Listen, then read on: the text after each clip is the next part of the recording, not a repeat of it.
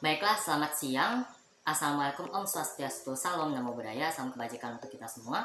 Nama saya Alpino dengan NPM 2151080, kelas 1 IHMB. Hari ini saya akan memenuhi salah satu tugas ulangan tengah semester dengan mata kuliah Sosiologi Hukum dengan dosen pengajar Ibu Win Sarlitan SHMH. Baiklah, yang pertama saya akan membahas tentang sosiologi sebagai ilmu pengetahuan.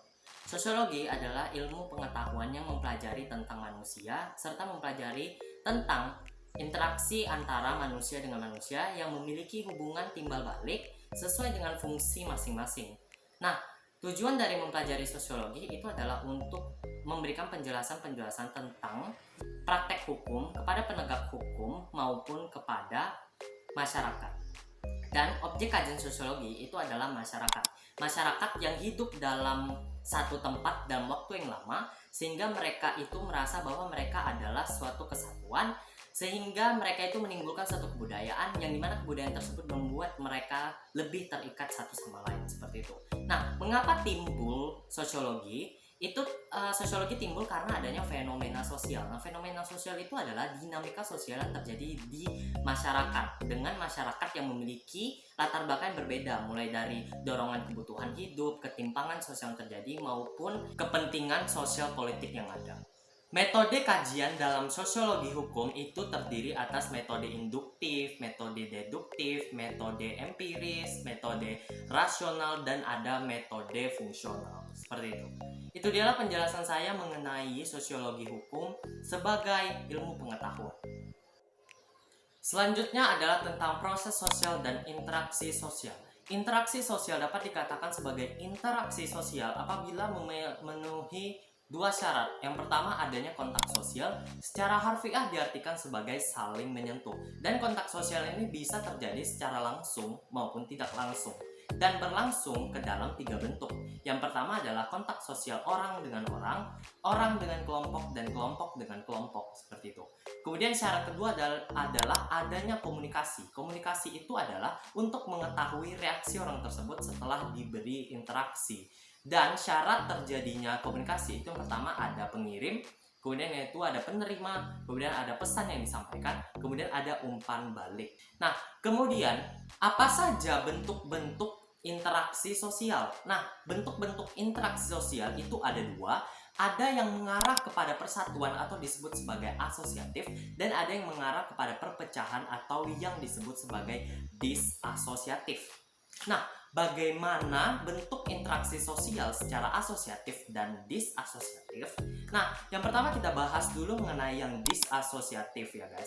Nah, yang disasosiatif itu mengarah kepada perpecahan ya. Nah, yang pertama itu adalah persaingan. Nah, persaingan ini ingin mencapai sesuatu tanpa melakukan kekerasan. Jadi dia itu ingin bersaing tapi tidak menggunakan kekerasan, tapi menggunakan akal pikiran dan menggunakan persaingan sehat, seperti itu. Kemudian yang kedua ada kontravensi, itu menyembunyikan kebencian terhadap seseorang. Jadi kalau misalnya nih kita itu tidak menyukai A gitu kan, nah kita tuh tidak memberitahu orangnya langsung, subjek yang kita benci gitu, tapi kita tuh menyimpan, tapi kita memberitahu orang lain yang juga tidak menyukai pihak ini, seperti itu. Nah, biasanya kontravensi ini terjadi mungkin pada saat pemilihan kepala daerah, karena pada sana setiap orang memiliki pandangan berbeda terhadap calon-calon pemerintah daerah tersebut ya. Nah, kemudian yang ketiga itu adalah konflik. Nah, konflik ini dia itu menggunakan kekerasan untuk mencapai tujuan yang dia inginkan, seperti itu. Jadi ini tuh yang konflik itu dia menggunakan kekerasan untuk mencapai tujuannya, seperti itu. Nah, ketiga itulah contoh interaksi sosial yang bersifat disasosiatif. Nah, kemudian kita bahas yang asosiatif. Nah, asosiatif itu menuju ke persatuan kan. Nah, yang pertama itu adalah kerjasama. Nah, kerjasama ini terdapat 4 jenis. Yang pertama itu ada bargaining, itu atau negosiasi. Kemudian yang kedua ada kooptasi, yaitu penerimaan unsur baru. Kemudian yang ketiga ada koalisi, yaitu penyatuan kelompok dengan kelompok. Kemudian ada joint venture, itu di bidang ekonomi, seperti itu. Nah, kemudian interaksi sosial yang kedua itu adalah akomodasi. Itu adalah menyelesaikan pertikaian antara pihak yang bertikai. Jadi cara penyelesaiannya gitu. Nah, cara penyelesaiannya ini yang pertama ada cara kursi. Kemudian yang kedua ada cara kompromi, yaitu mempertemukan kedua belah pihak dan membicarakan permasalahannya. Kemudian kedua pihak tersebut itu membuat persetujuan untuk menyelesaikan permasalahan mereka seperti itu. Yang kedua itu adalah konsiliasi. Jadi kedua belah pihak itu dipertemukan, kemudian dibicarakan nih apa permasalahan mereka seperti itu. Kemudian yang keempat itu ada arbitrasi, yaitu menggunakan pihak ketiga untuk mengambil keputusan. Jadi pihak ketiga ini mengambil keputusan dan pihak yang bertikai harus mendengarkan pihak yang mengambil keputusan atau pihak ketiga tersebut ya. Nah, kemudian ada pihak mediasi, yaitu pihak yang bersifat netral. Jadi dia itu netral, dia itu hanya melihat dari kasus mereka apa, terus dia itu menyelesaikan sesuai dengan kasus mereka seperti itu. Dan apabila menggunakan mediasi ini, kedua belah pihak itu harus mendengarkan juga si pihak yang melakukan mediasi ini gitu. Yang kelima itu ada adjudikasi, itu adalah melalui jalur pengadilan. Jadi cara penyelesaian yang ini dia itu melalui jalur pengadilan, mau ke pengadilan negeri, pengadilan agama, ataupun ke pengadilan-pengadilan yang lain sesuai dengan bidangnya seperti itu. Nah, kemudian interaksi yang ketiga yang menuju ke asosiatif itu adalah asimilasi. Penyatuan dua kebudayaan atau lebih menjadi satu yang melahirkan kebudayaan baru. Jadi asimilasi ide itu melahirkan kebudayaan baru seperti itu. Nah, sedangkan yang keempat itu ada alkulturasi, yaitu penyatuan dua kebudayaan atau lebih tanpa menghasilkan kebudayaan baru, atau dia itu tidak menghilangkan budaya asli sebelumnya gitu. Jadi tidak menghilangkan budaya yang tadi digabungkan seperti itu. Nah, itu dialah contoh dari interaksi sosial dan proses sosial. Selanjutnya adalah mengenai kelompok sosial. Nah, manusia itu adalah makhluk sosial yang tidak dapat hidup sendiri. Dan manusia itu adalah makhluk sosial yang hidup memerlukan orang lain. Nah, menurut Sacipto Raharjo, itu manusia memiliki dua hasrat atau dua keinginan sejak lahir. Yang pertama adalah keinginan manusia untuk bersatu dengan manusia lain. Kemudian yang kedua, keinginan manusia untuk bersatu dengan alam sekitar. Nah, bagaimana cara manusia mewujudkan hal tersebut? Nah, manusia akan menggunakan seluruh akal pikirannya untuk berpikir bagaimana cara untuk mempertahankan hidupnya dan tetap bisa bersatu dalam kelompok sosial tersebut. Contohnya seperti pada musim dingin, itu manusia pasti akan berpikir untuk memikirkan sebuah teknologi ataupun pakaian yang bisa melindungi manusia dari cuaca dingin tersebut, sehingga manusia tetap bisa berinteraksi, tetap bisa melakukan aktivitas dalam cuaca dingin tersebut, seperti itu. Nah, kemudian apa hubungan makhluk sosial dengan kelompok sosial ya? Kelompok sosial itu adalah sekelompok orang yang berkumpul dalam suatu tempat seperti itu, yang mereka itu bersatu seperti itu. Nah, kemudian syaratnya yang pertama, orang tersebut harus makhluk sosial tersebut harus merasa bahwa dia berada di kelompok sosial tersebut. Kemudian yang kedua, mampu memberikan hubungan timbal balik terhadap anggota lainnya. Kemudian yang ketiga, memiliki suatu faktor yang membuat mereka itu merasa terikat satu sama lain. Kemudian ada strukturnya, ada normanya, ada perintahnya di dalam sana. Kemudian yang kelima, berjalan dan berproses. Jadi kelompok sosial tersebut memiliki kegiatan di dalamnya seperti itu. Nah, kemudian objek penelitian dari contoh kelompok sosial itu adalah masyarakat. Masyarakat itu kelompok sosial terbesar, sedangkan kelompok sosial terkecil itu ada keluarga, sekaligus itu ada kelompok sosial pertama yang kita lihat semenjak kita lahir ya. Kemudian di kelompok sosial itu tentu ada interaksi dan reaksi kan. Nah, interaksi itu diberikan, kemudian reaksi itu adalah tanggapan yang diberikan terhadap interaksi tersebut. Nah, di dalam interaksi maupun reaksi tersebut itu pasti akan memberikan pengaruh terhadap individu tersebut ataupun terhadap kelompok tersebut gitu. Jadi ada membawa pengaruh, mau pengaruhnya positif atau negatif itu tergantung dari interaksi dan reaksi yang diberikan seperti itu.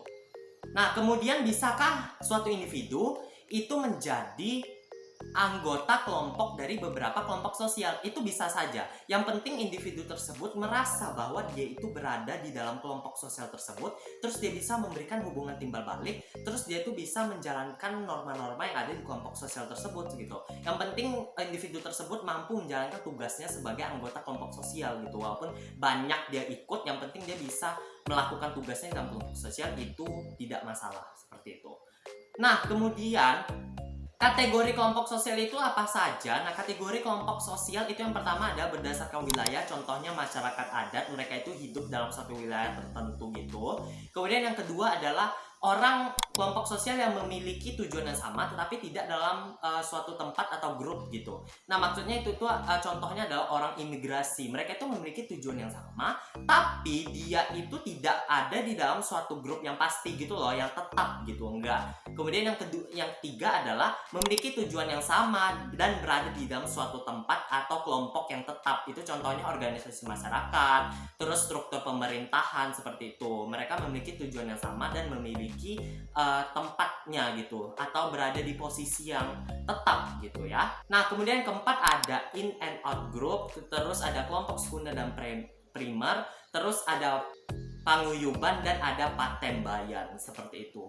Kemudian dinamika kelompok sosial gitu. Kenapa bisa ada dinamika kelompok sosial? Itu yang pertama tentu harus ada interaksi, kemudian timbul reaksi, kemudian reaksi tersebut menimbulkan perubahan bagi individu tersebut ataupun bagi kelompok tersebut gitu. Terus setelah itu baru muncul dinamika sosial. Nah, dinamika kelompok sosial ini bisa terjadi itu karena yang pertama bisa menuju kepada arah yang tidak stabil, itu karena terjadi konflik dalam kelompok tersebut. Kemudian yang kedua bisa stabil itu karena faktor kepemimpinan. Kemudian yang ketiga, perubahan dan perkembangan tersebut terjadi karena formasi atau reformasi seperti itu. Jadi kayak ada perubahan dari kelompok tersebut, perubahan strukturnya, itu juga pasti kelompok sosial tersebut akan mengalami perubahan seperti itu. Nah, itu dialah penjelasan saya mengenai kelompok sosial. Baiklah, selanjutnya saya akan menjelaskan tentang kebudayaan dan masyarakat. Nah, kebudayaan itu lahir dari orang-orang yang hidup bersama sebagai wujud dari hasil karya, cipta, dan rasa. Nah, menurut Selo Sumarjan dan Sulaiman Sumardi mengatakan bahwa karya itu adalah segala sesuatu yang memiliki wujud dan terlihat seperti itu. Jadi sebuah hasil kebudayaan yang terlihat, yang berwujud dan dapat sentuh seperti itu. Nah, sedangkan rasa itu adalah segala sesuatu yang berhubungan dengan normatif, dengan tata krama, terus dengan peraturan yang ada di sana. Kemudian cipta itu adalah wujud dari teori murni. Jadi yang berwujud seperti teori murni itu dikatakan sebagai cipta seperti itu. Nah, kemudian apa saja unsur dari kebudayaan kan? Nah, yang pertama itu adalah kebutuhan hidup. Kemudian yang kedua itu adalah sistem kepercayaan, ada sistem pemerintahan, kemudian ada sistem masyarakatnya, kemudian ada yang namanya kesenian, kemudian ada bahasa, kemudian ada mata pencaharian seperti itu. Kemudian apa saja cultural activity-nya? Nah, cultural activity itu disebutkan sebagai kesenian. Jadi cultural activity-nya itu berupa seperti seni rupa, seni gerak, seni suara seperti itu. Jadi semua yang berhubungan dengan seni seperti itu. Nah, kemudian fungsi kebudayaan itu untuk apa? Yang pertama untuk melindungi diri manusia dari alam. Kemudian yang kedua untuk menghubungkan atau mengatur kehidupan antar manusia. Kemudian yang ketiga adalah sebagai segenap perasaan masyarakat budaya itu, seperti itu. Nah, kemudian hakikat kebudayaan itu tersalurkan lewat manusia seperti itu. Dan kebudayaan itu dia ada yang namanya hasil kebudayaan secara material dan ada yang imaterial gitu ya. Nah, yang material itu ada hasil kebudayaan yang dibuat oleh manusia. Jadi segala sesuatu yang dibuat oleh manusia seperti bangunan adat, terus pakaian adat, musik-musik daerah tersebut seperti itu. Jadi semua yang dibuat oleh manusia gitu kan. Nah, sedangkan yang material itu adalah segala sesuatu yang tidak dibuat oleh manusia. Contohnya seperti agama, bahasa gitu, yang tidak terlihat dan tidak dapat diraba dengan badan jasmani, itu disebut sebagai kebudayaan yang imaterial seperti itu. Nah, itu adalah penjelasan saya mengenai masyarakat dan kebudayaan. Setelah itu saya akan menjelaskan mengenai stratifikasi sosial. Nah, stratifikasi sosial itu adalah pengelompokan atau pemisahan kedudukan masyarakat gitu secara bertingkat-tingkat ke dalam kelas-kelas seperti itu, atau bisa dibilang sebagai strata seperti itu. Nah, kemudian stratifikasi sosial itu muncul karena apa? Itu muncul karena adanya penilaian yang lebih tinggi yang diberikan oleh satu individu ke individu lain gitu loh. Nah, kemudian sejak kapan stratifikasi sosial itu mulai ada gitu ya? Nah, mulai ada itu sebenarnya dari sejak kita lahir, itu stratifikasi sosial sudah ada, yaitu dilihat dari jenis kelamin, terus ada pimpinan yang dipimpin, terus ada dari pembagian kerja, terus ada dilihat dari kekayaan. Tapi untuk saat ini itu dilihat dari kekuasaan, kehormatan, kekayaan dan ilmu pengetahuan seperti itu. Nah, jadi bisa kita simpulkan bahwa stratifikasi sosial itu muncul karena masyarakat itu sendiri yang memberikan penilaian berbeda kepada setiap individu seperti itu. Nah, menurut Selo Sumarjan dan Sulaiman Sumardi mengatakan bahwa stratifikasi sosial itu tetap akan ada selama terdapat sesuatu yang dihargai, maka dengan sendirinya pelapisan sosial tersebut akan terus terjadi seperti itu. Jadi apabila manusia tersebut selalu memiliki penilaian yang berbeda atas orang-orang dan pandangan yang berbeda, maka pelapisan sosial tersebut secara otomatis itu pasti akan selalu ada. Contohnya seperti orang pintar itu akan dianggap lebih dihormati atau lebih agungin lah gitu dibandingin orang yang mungkin sedang-sedang aja atau mohon maaf bodoh seperti itu. Jadi ya kita lihat dari sana aja. Terus orang yang kaya akan lebih dihormati dibanding orang-orang yang mungkin biasa aja atau mohon maaf miskin. Tapi jangan salah, orang-orang juga sekarang itu ada menilai dari tata krama. Jadi kalau misalnya orang kaya tersebut sombong juga bakal dipandang berbeda. Jadi maksud penilaiannya tuh di sana gitu. Manusia itu melakukan penilaian-penilaian seperti itu, makanya terjadi yang namanya stratifikasi sosial seperti itu. Kemudian macam-macam stratifikasi sosial itu apa aja gitu kan. Nah, yang pertama itu adalah stratifikasi sosial tertutup. Nah, tertutup ini maksudnya seseorang tidak segampang ataupun tidak semena-mena bisa pindah dari satu status sosial ataupun stratifikasi sosial ke stratifikasi sosial yang lebih tinggi gitu. Jadi dia itu tidak semena-mena bisa pindah gitu. Contohnya seperti kelahiran. Kalau kita udah lahir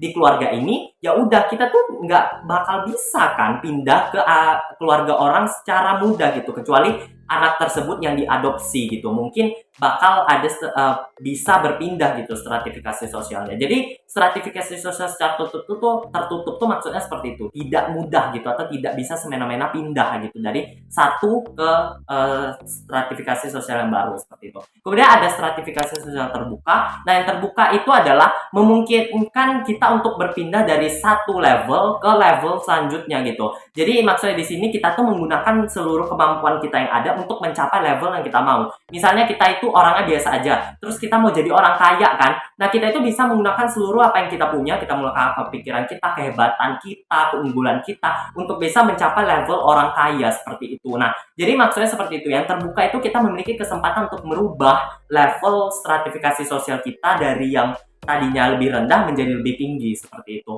Nah, kemudian ada stratifikasi sosial secara bercampur. Bercampur itu ada yang bisa berpindah, ada yang memang mutlak tidak bisa berpindah. Jadi dilihat sesuai kondisinya seperti itu, teman-teman.